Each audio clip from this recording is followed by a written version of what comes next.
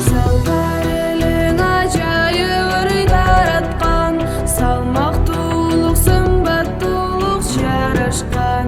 Анык асыл анык айкөл мүнөздү алган элең эй, батыр бабам Манастан.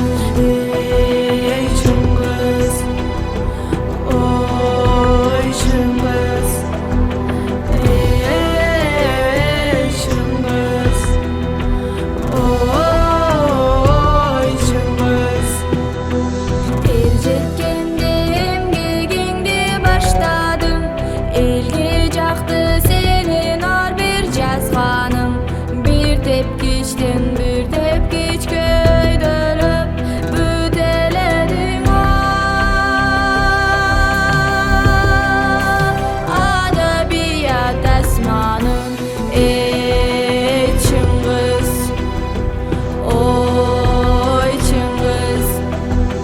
Сансыз жандар улуулугун байкашып, суктанышты чын жүрөктөн алкашып. Кыргыз Чыңгыз, Чыңгыз